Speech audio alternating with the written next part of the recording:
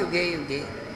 அப்போது எப்பெல்லாம் இந்த சிச்சுவேஷன் இப்படிலாம் டிஸ்டர்ப் ஆகிறதோ, அதர்மம் மேலே வருகிறதோ, தர்மம் கீழே போகிறதோ, அப்போ தன்னை தானே நான் ஆத்மானம் சிருஜாமின்னர்.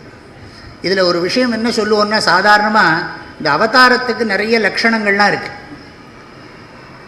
அத்தனை லக்ஷணங்களும் இப்போ சொல்ல முடியாது. ஆனால் சிம்பிளாக ஒன்று சொல்கிறேன்.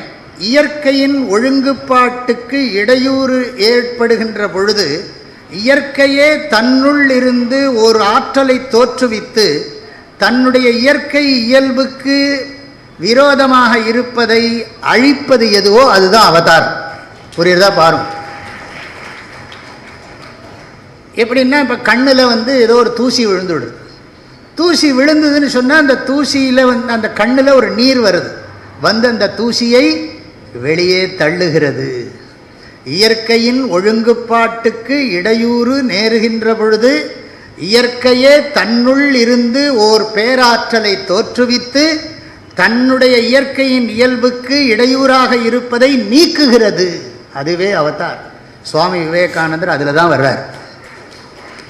ஏன்னு கேட்டால், அப்படி ஒரு பவர்ஃபுல் பர்சன், டிவைன் பர்சன். பவர்ஃபுல்னா வெறும் இந்த பவர் இருந்தால் போகாது. இப்போ இருக்கக்கூடிய பிரைம் மினிஸ்டர், பிரதம மந்திரி எவ்வளவு தபஸ் பண்ணுறார். இந்த கண்ட்ரியில் ராஜ்யம் நடத்துகிறதே மகா தபஸ் இல்லையா? அவர் கொஞ்சம் எண்ணத்துக்கு இவங்கள்ட்டெல்லாம் போய் நம்ம அனாவசியமாக பேச்சு வாங்கின்னு இருக்கணும். நமக்கு பாட்டு போயிடலான்னு சொல்லி ஏதோ இடத்துல போய் எங்கேயோ போய் உட்காந்து விட்டா என்ன பண்ணுறது? பேசலாம். தூற்றுவது ரொம்ப சுலபம். யாராவது தூற்றுறாங்களே தவிர தீர்வு சொல்கிறானா ஒருத்தனாவது? சொல்யூஷன் சொல்கிறானா ஒருத்தனாவது? திட்டத்துக்கு மாத்திரம் தெரியுமே தவிர தீர்வு சொல்ல தெரியாது. இது இந்த திட்டிட்டு ஒருத்தரை திட்ட தெரியும், ஒரு தப்பு மாத்திரம் சொல்ல தெரியும். ஆனால் அதுக்கு சொல்யூஷன் இப்படி இருக்கும்போது நீ ஏன் இப்படி செய்கிறேன்னு சொன்னால் அந்த சொல்யூஷன் அவர் ஏற்றுப்பார், கரெக்டாக இருந்தா. அப்பேற்பட்டவர் தான். He is so honest. என்ன சந்தேகம் அதில்? அதான் தாங்க முடியல பாவம். தர்மத்தை கண்டு அதர்மம் பொங்குகிறது. தர்மத்தை கண்டு அதர்மம் பொங்குகிறது. அதர்மம் பொங்கினா என்னன்னா, தர்மத்தின் வாழ்வு தன்னை சூது கவ்வும், தர்மம் மறுபடியும். அதுக்கு நிரூபணம் இது நடந்துட்டு இருக்கிறது. இந்த தர்மம் மறுபடியும் வெல்ல வேண்டும். தர்மம் மறுபடியும் வெல்ல வேண்டும்.